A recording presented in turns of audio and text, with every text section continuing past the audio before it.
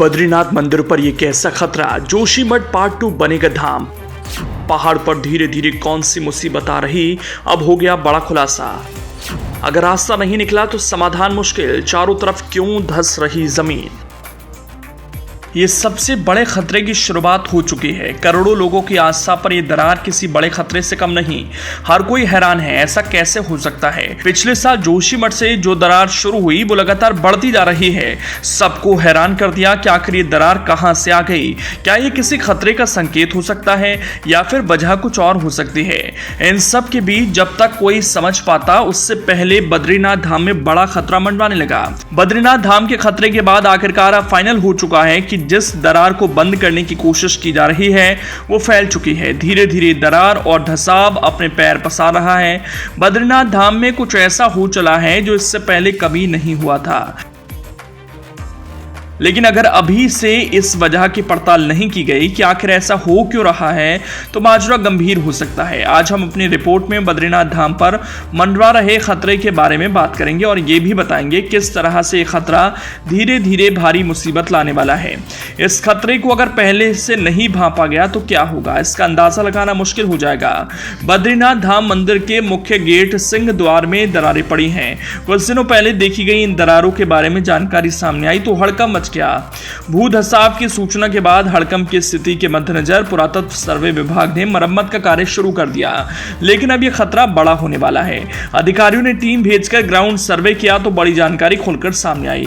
Ground सर्वे से हैरान करने वाले संकेत मिले हैं, क्योंकि मंदिर के द्वार पर पड़ी इन दरारों की वजह बारिश और दूसरे पर्यावरण से जुड़े फैक्टर हैं। ये दूसरे फैक्टर कौन से हैं जो लगातार भू धसाव कर रहे हैं।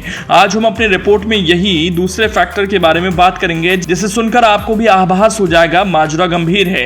लेकिन उससे पहले बताते हैं कि इस घटना को लेकर पुरातत्व विभाग का क्या कहना है। देहरादून सर्किल के सुपरिंटेंडेंट पुरातत्व विशेषज्ञ मनोज सक्सेना ने बताया, सिंह द्वार की अंदरूनी दीवार पर छोटे क्रैक पड़े हैं। हमारी टीम ने रिपेयरिंग शुरू कर दी है। पत्थरों को आपस में जोड़े रखने के लिए इस्तेमाल किए गए आयरन क्लैंप्स को कॉपर क्लैंप्स से बदला जा रहा है। बद्रीनाथ से जोशीमठ की दूरी 40 किलोमीटर की है, जहां बड़े पैमाने पर भू धसाव की खबर आई थी, जिसकी वजह बारिश और पर्यावरणीय मुद्दों को बताया गया था। लेकिन वहां के हालात बिगड़ते गए तो लोगों को दूसरी जगह शिफ्ट किया गया। उसके बाद धीरे धीरे भू धसाव बढ़ता गया। अब ये संकट बद्रीनाथ धाम पर आ गया, जो हैरान करने वाला है। अगर दूसरे फैक्टर की बात करें तो उसमें कहीं ना कहीं प्रकृति के साथ छेड़छाड़ की वजह हो सकती है, क्योंकि यह खतरा धीरे धीरे बढ़ने का मतलब कुछ तो गड़बड़ है। एचएनबी गढ़वाल यूनिवर्सिटी में भूविज्ञान विभाग के प्रमुख एमपीएस बिस्ट ने बताया, जोशीमठ और बद्रीनाथ दोनों ही अलग अलग भौगोलिक जगह पर हैं, लेकिन दरारों के मामले में एक जैसा कनेक्शन नहीं है। मंदिर में कुछ स्थानीय वजह से क्रैक हुआ होगा।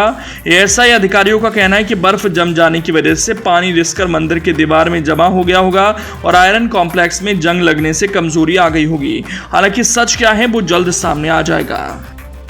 मंदिर के सिंह द्वार में कुछ हल्की दरारें थी जो वर्षों पुरानी हैं और गत वर्ष हमने शासन और पुरातत्व विभाग को इस संदर्भ में अवगत कराया था। पुरातत्व विभाग ने इसका अध्ययन किया और जो दरारें हैं उन पर ग्लास की टाइल्सें लगाई गई थी, जिनसे कि आकलन किया जा सके कि इन दरारों में किसी प्रकार की हलचल है या उनकी चौड़ाई बड़ी है। तो ऐसा पाया नहीं गया, लेकिन उसके बावजूद जो दरारें थी उनका ट्रीटमेंट कार्य इस वर्ष अगस्त माह में पुरातत्व विभाग द्वारा प्रारंभ किया गया।